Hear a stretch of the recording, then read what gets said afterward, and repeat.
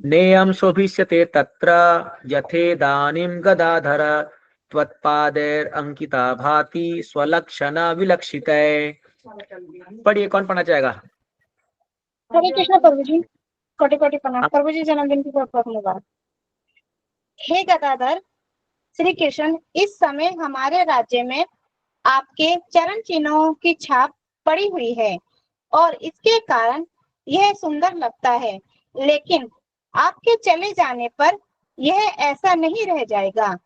तात्पर्य: श्री भगवान के चरण कमलों में कुछ विशेष चिन्ह होते हैं जिनके कारण वह अन्य व्यक्तियों से भिन्न है।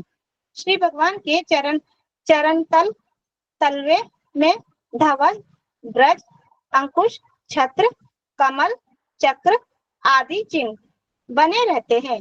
जहाँ जहाँ श्री भगवान चलते हैं, वहाँ की नरम भूमि की रज पर यह चिन्ह अंकित होते जाते हैं।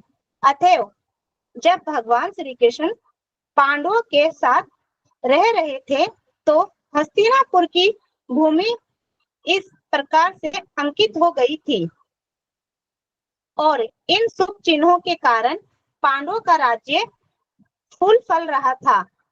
कुंती देवी ने इन विशेष लक्षणों की ओर संकेत किया और वह श्री भगवान की अनुपस्थिति अनुपस्थिति में दुर्भाग्य के प्रति भयातुर थी। हरे कृष्णा।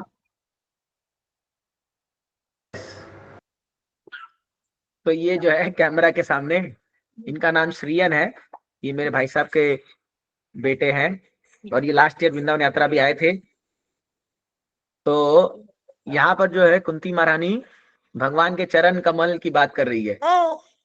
हाँ, ये भी कुछ लो इसको पकड़ो। तो देखिए, भगवान के चरण कमल के बारे में बता रही है कुंती महारानी। गदाधर, गदा धारण करने वाले कृष्ण, और भगवान का नाम गदाधर भी पड़ा है क्योंकि गदा इनके बड़े भाई का नाम भी है। तो और बता रहे कि अभी हमारे जो राज्य हैं वो आपके चरण कमल के इंप्रेशन में पड़े हुए हैं और इसीलिए वो बहुत सुंदर दिख रहे हैं। बट जब आप चले जाओगे यहाँ से तो राज्य जो है बिल्कुल भी सुंदर नहीं दिखेंगे। तो यहाँ पर आप देखोगे भगवान के चरण कमल की विशेषता बताई गई है। श्रीला भक्ति ठाकुर एक सुंदर गीत लिखते हैं। एकु न बूझी न प्रभु तुम्हारा चरण, अशोका भयामृता पूर्व सर्व खना। हे भगवान, आपके चरण कमल इतने महान हैं कि जिस किसी को भी इसका रज मिल जाए या जिस किसी को भी इसका शरण मिल जाए, अशोक अभय अमृता, उसके जीवन में अशोक, कोई प्रकार का शोक नहीं रह सकता, और अभय, उसके जीवन में कोई, इसलिए आप देखिए प्रभुपाद जी का नाम क्या था, अभय चरणार विंदम। क्योंकि जो भी भगवान के चरण कमल का आश्रय लेता है वो कभी शोक नहीं कर सकता और जो है वो अभय हो जाएगा, वो कभी भी इसको भय नहीं होगा। और अमृता, उसको जो है अमृता मतलब अमर हो जाएगा, मृत नहीं हो सकता वो। तो इसीलिए भगवान के चरण कमल की ये विशेषताएं बताई गई है। फिर आके वो बताते हैं कि से पद पड़िया रमा, जो है लक्ष्मी देवी जो है उसी चरण कमल का जो है आ, आश्रय लेकर के जो है इतनी महान बनती है ना। सभी धन की देवी बनती है और सभी जो है वो इतने, जो इतना उनका पद है ऊपर, वो क्यों बना है? क्योंकि वो जो है वो आपके चरण का आश्रय लिए है ना। एक मिनट।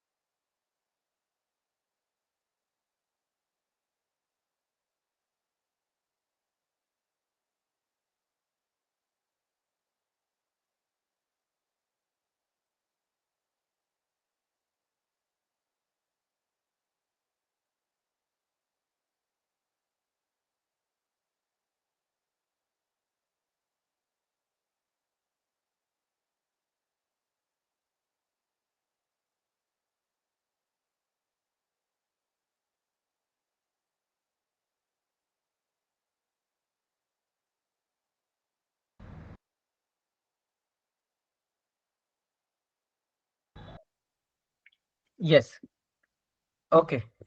मेरी आवाज क्लियर है प्रभु?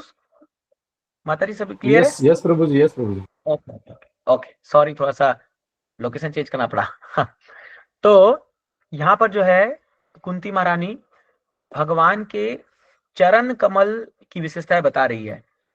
नाउ आप देखोगे पूरे शास्त्र में भगवान के चरण कमल के बारे में बहुत बहुत गुणगान किया गया है। तो अब इसमें कई सारी लीलाएं आती है भगवान का जहाँ चरण कमल इन्वॉल्व है। तो आइए हम लोग सब याद करेंगे भगवान के कौन कौन सी लीला में चरण कमल इन्वॉल्व है।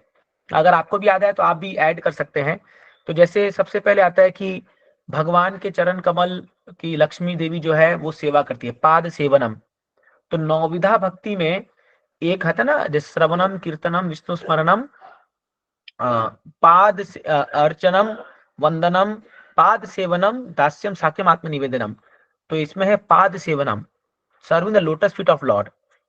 तो यहाँ पर जो है भगवान के चरण कमल की विशेषता आती है। दूसरा मुझे याद आ रहा है वामन देव।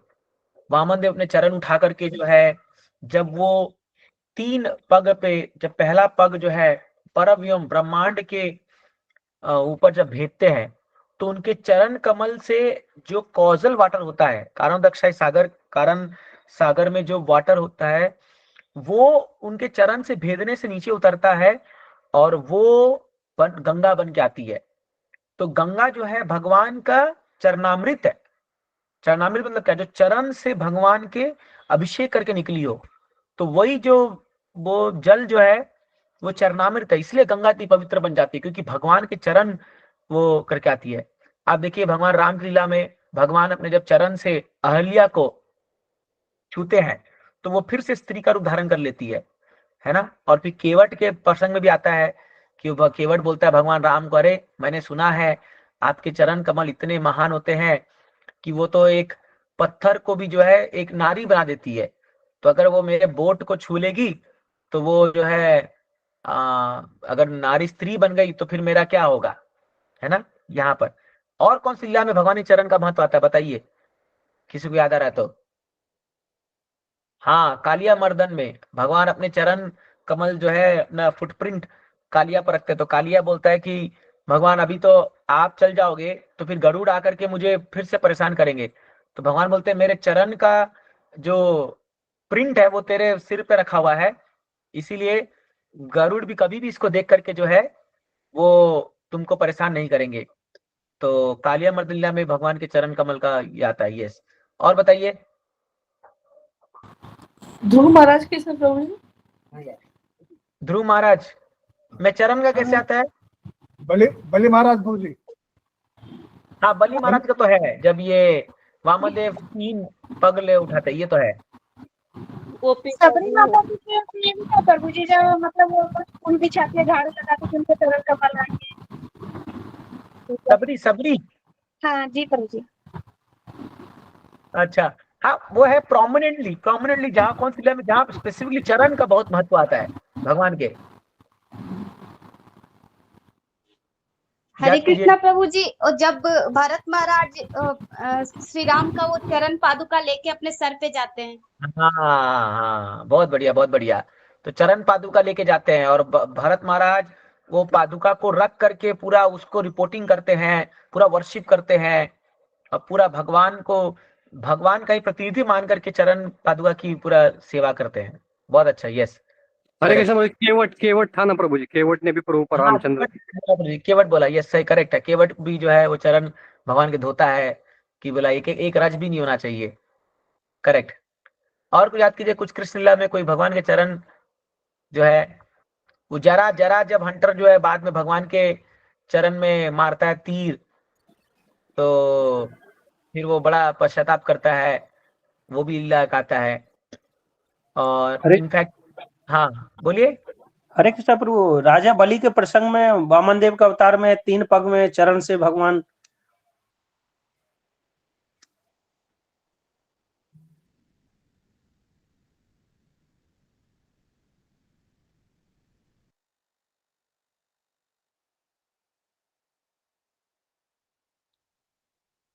वामन देव हो गया, ठीक है। हाँ, नवनाथ प्रभु बता रहे हैं कि कृष्ण के जन्म के समय जब वसुदेव उनको लेके जा रहे थे तो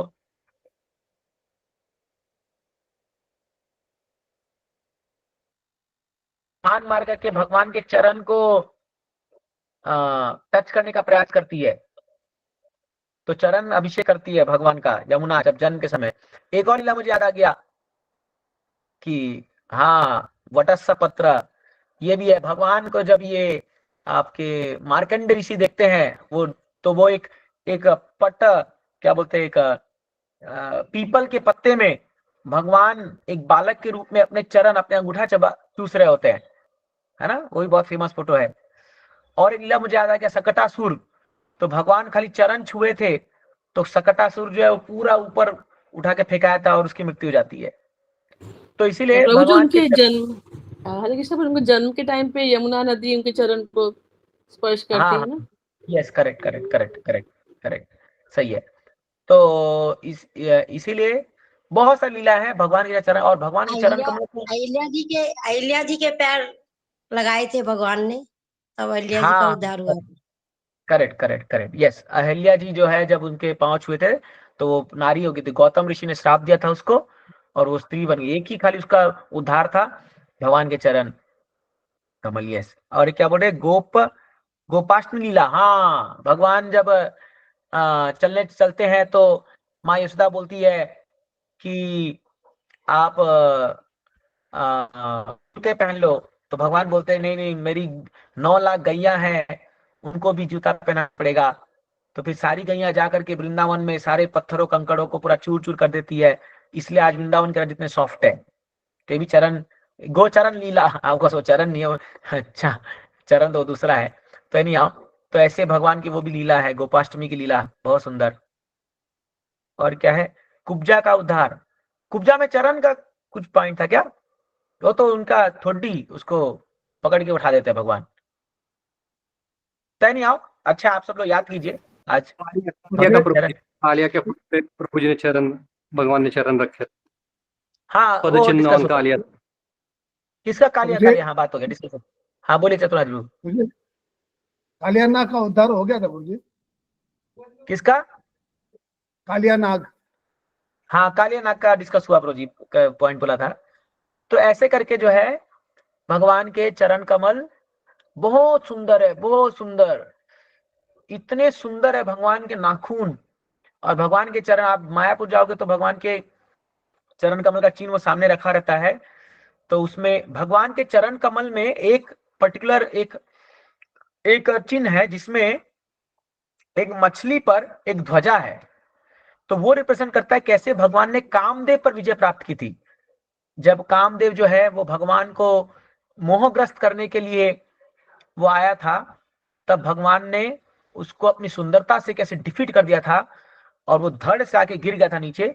तो वो चिन्ह भगवान के चरण कमल में दिखा जाता है, जो कैसे उसने, भगवान ने काम को भी जीत लिया था, कामदेव को दुनिया में कोई वो नहीं कर सकता, लेकिन जीता था। और क्या लिख रहे हैं यहाँ पर, हृदय माधव पर कुछ लिखना चाहते, तो इसीलिए भगवान के चरण कमल जो है वो, और इसीलिए हम भक्तों को उनके चरण का आश्रय लेना चाहिए।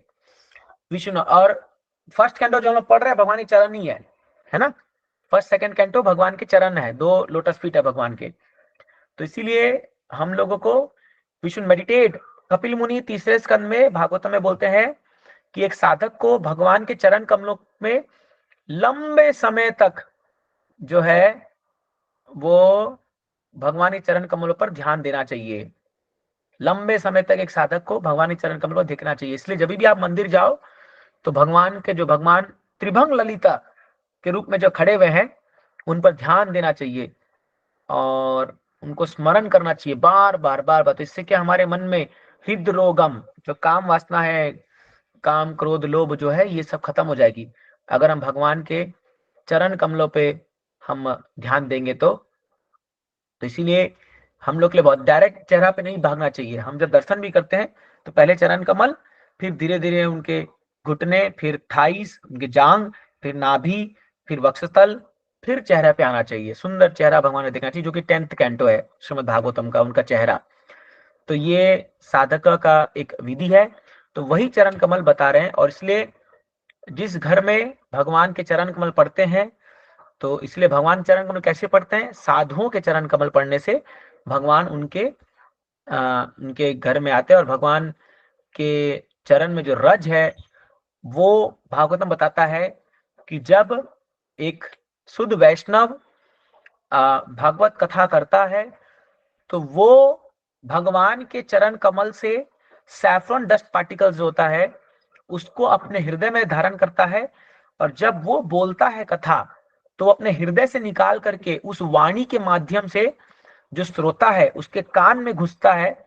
वही डस्ट पार्टिकल, वो सैफरन डस्ट पार्टिकल जो भगवान के चरण में आता है और वो उसके कान से जाकर के उसके हृदय में जाता है, और हृदय में जाकर के क्षम क्षोभ्यम वो ऐसा काम करता है कि उसके हृदय से सारा कलमश निकल जाता है।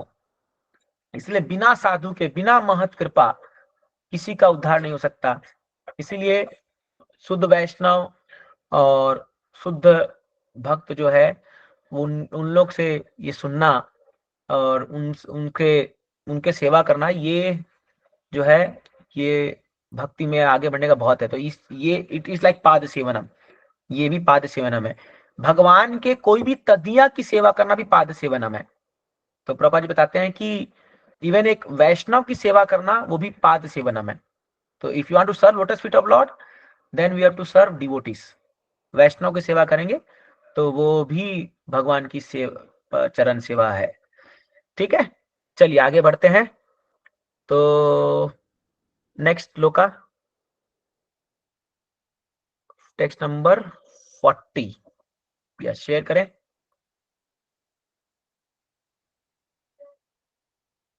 चलिए मैं पढ़ता हूं, अगर किसी हाँ आ गया, शेयर आ गया। इमे जना पदा स्पृद्धा सुपक्वौषधि विरुद्धा वनाद्री नदी उदन्वंतो ह्येधन्ते तव वीक्षितै। पढ़िए। गुरुजी मैं पढ़ देता हूँ। हाँ पढ़िए। ये सारे नगर तथा ग्राम सब प्रकार के समृद्ध हो रहे हैं, क्योंकि जड़ी बूटियों तथा अन्नों के प्रचुरता है, वृक्ष फल से लदे हैं, नदियां बह रही है, पर्वत खजिनों से तथा समुद्र संपदा से भरे पड़े हैं, और यह सब उन पर आपकी कृपा दृष्टि पड़ने से ही कृपा है। तात्पर्य, मानव संपन्नता प्राकृतिक उपहारों से बढ़ती है, न कि विशाल औद्योगिक उद्यमों से। ये विशाल औद्योगिक संस्था ईश्वर विहीन सभ्यता के प्रतिफल है, और वे मानव जीवन के कल्याणकारी उद्देश्य का विनाश करने वाला है। मनुष्य के प्राण शक्तियों के निचोड़ देने वाले इस कष्टप्रद उद्योगों के जितना ही अधिक बढ़ाया जाएगा, जन सामान्य में उतना ही अधिक असंतोष फैलेगा।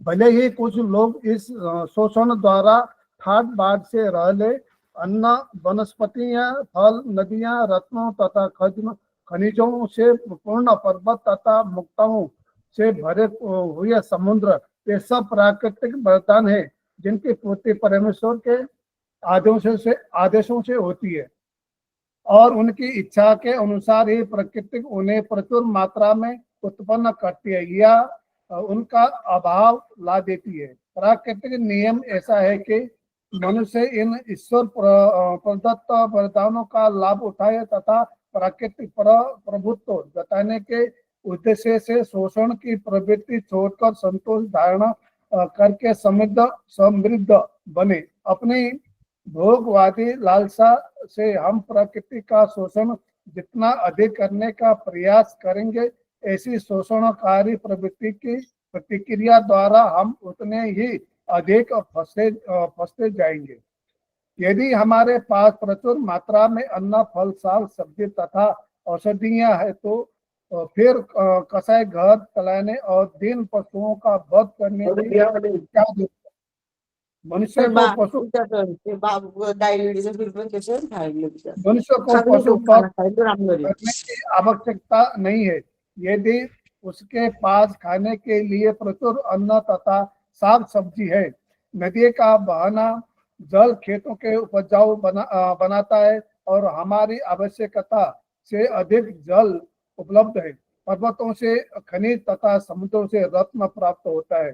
यदि मानव समाज में पात प्रचुर अन्न, खनिज, रत्न, जल, दुग्ध इत्यादि हो तो फिर उसे क्या आवश्यकता है कि वह कुछ लाचार मनुष्यों के श्रम पर भयंकर और औद्योगिक संस्थाओं के पीछे भागता फिरे। लेकिन यह सारे प्राकृतिक उपहार भगवत कृपा पर निर्भर है एवं आवश्यकता इस बात की है कि हम भगवान के नियमों के प्रति आज्ञाकारी बने और भक्तिमय सेवा के द्वारा मनुष्य जीवन की पूर्णता प्राप्त करें।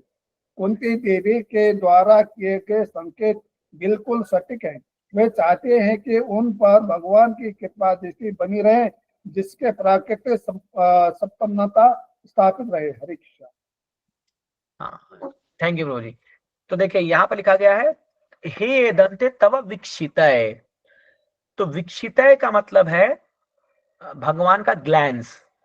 तो पिछले श्लोक में भगवान के चरण कमल की महिमा थी, यहाँ पर भगवान की ग्लैंस। ग्लैंस मतलब उनकी सएक्षता, उनकी दृष्टि, कृपा दृष्टि। बहुत महत्वपूर्ण है ये, एक एक शब्द जिसमें है कृपा दृष्टि। देखिए भगवान का कृपा दृष्टि जिन पर पड़ जाए ना, तो उसके जीवन में कोई कमी नहीं हो सकती है कभी। तो एक साधक क्या बोलता है, हे भगवान केवल आपकी कृपा दृष्टि मेरे पर पड़े रहे। जब भी हम भगवान के विग्रह के सामने जाते हैं दर्शन करने के लिए, तो हम यही मांगते हैं, भगवान आपकी कृपा की दृष्टि मुझ पर पड़ी रहे। हम मंदिर जाते हैं तो यही आशा से जाते हैं कि भगवान जस्ट आप मुझे वो देखते रहिए। जैसे एक माँ अपने बच्चे पर दृष्टि बना के रखती है, वो भले ही बच्चे को लगता है कि मैं इधर छुप गया, लेकिन माँ को पता रहता है कहाँ है, क्या कर रहा है, कैसा है। तो ये है कृपा दृष्टि।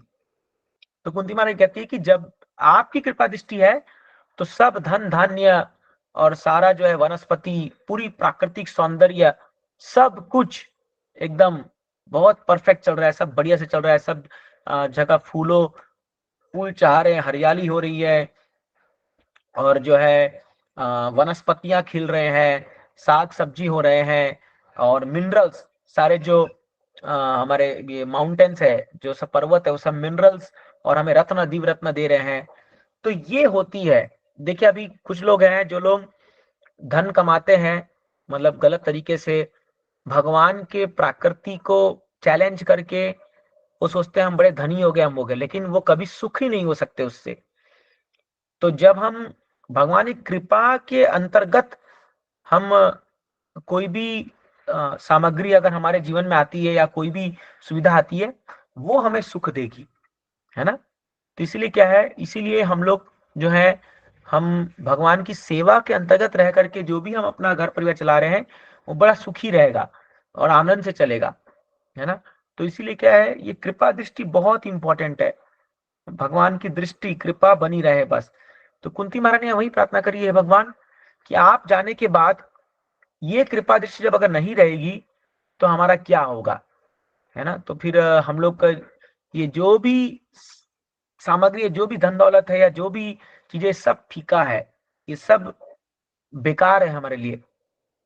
तो इसीलिए देखिए एक भक्त के लिए जब तक उसके जीवन में भक्तों का आवागमन है, भक्तों की कृपा है, भक्तों के साथ उसका मेलजोल है, वो जीवन बड़ा आनंद और सुखी है। अगर हमें भक्तों से दूर होना पड़े तो करोड़ों की संपत्ति भी हमारे लिए बेकार है, उसका कोई मतलब नहीं हमारे लिए, है ना। तो इसीलिए हमेशा ये प्लान करना चाहिए कि भगवान हमें भक्ति के जो भी तत्व है उनसे दूर न जाना पड़े कोई भी कारणवश।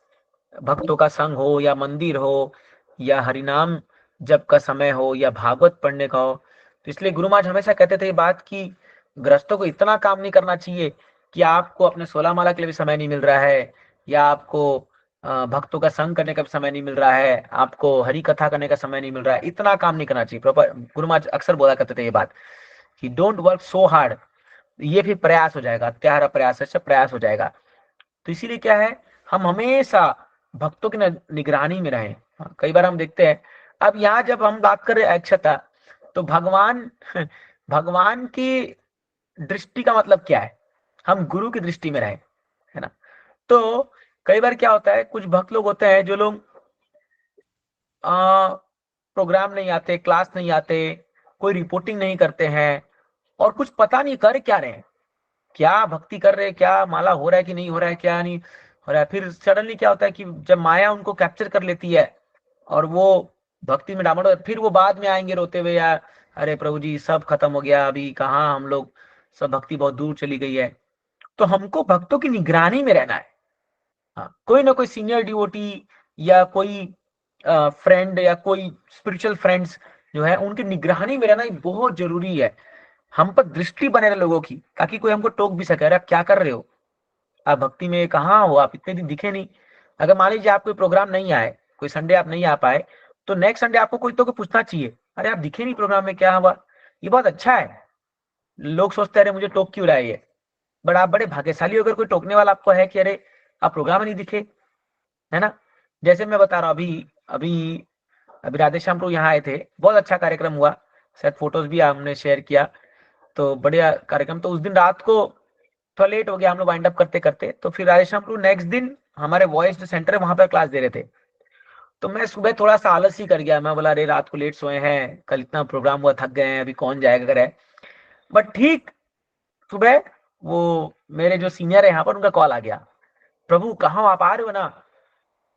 बस उनका एक कॉल आया और मैं जो है तुरंत उठ करके रेडी होकर के मैं चला गया फिर, और अच्छा हो गया। वहां जाने के बाद बढ़िया क्लास भी मिल गया, प्रभु जी ने जोरदार कीर्तन भी किया और राधेश्याम के साथ मुझे 1 घंटा बैठने का मौका मिला। पूरा उनसे अपनी मन की बातें जो भी थी सब बातचीत हो गई, कितना फ्रूटफुल हो गया। तो मैं सोच रहा था देखो एक भक्त होना कितना जरूरी है, कि उनका कॉल आ गया, नहीं तो मैं बिल्कुल नहीं उठ के जाता, क्योंकि बॉडी बहुत थका हुआ था, कल बहुत मेहनत किए थे, तो ऐसा लगा था अरे कौन जाएगा अभी। बट वही कॉल आ गया तो फिर लगा रहे चलो अब ऑब्लिगेशन है, उनका कॉल आ गया चलो जाते हैं। तो ये बहुत बड़ा हमारा सौभाग्य है कि कोई ना कोई हम लोग को somehow अदर एंगेज कर रखा है, भक्ति में लगा के रखे हैं। तो कौन, इसलिए मैं हमेशा चाहता था कि हम एक दूसरे को कॉल करें, लोगों को बुलाएं प्रोग्राम के लिए, इसलिए हमने कॉलिंग की सेवा लगाई है। तो बट ऑफकोर्स कॉल का दरकार नहीं पड़ना चाहिए, कोई कॉल करेगा तो भी हम प्रोग्राम में आएंगे, ये अच्छा नहीं है। We should come by our own.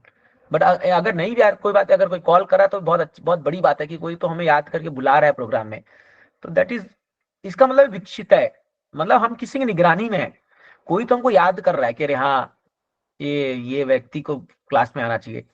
तो ऐसे करके जो है जब हम निगरानी में रहते हैं तो आप देखोगे आप जो है भक्ति में बहुत हम अच्छे से आगे बढ़ सकते हैं और हम लोग जो है धीरे धीरे ग्रो कर सकते हैं। तो इसलिए 2 श्लोकों में पहले भगवान है चरण कमल और इसमें भगवान का ग्लैंस।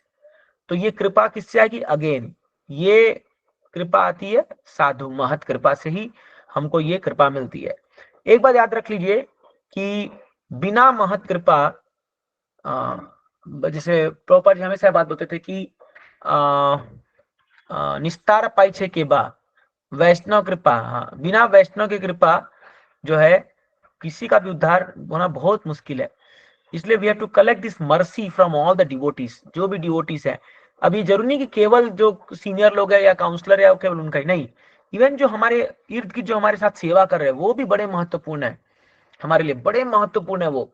हम जिनके साथ सेवा कर रहे हैं, जिनके साथ हम बातचीत करते हैं, जिनके प्रोग्राम अटेंड करते हैं, ये करते हैं, उनका कृपा होना बहुत जरूरी है। ये आपको अभी धीरे धीरे समझ में आएगा आगे जाकर के कि अगर उनसे हमारी अच्छी फ्रेंडशिप है तो वो हमको बहुत मदद करेंगे हमारे भक्ति में आगे बढ़ने के लिए। तो इसीलिए आज हम लोग अभी ये यहाँ 2 श्लोक पे ही विराम देंगे।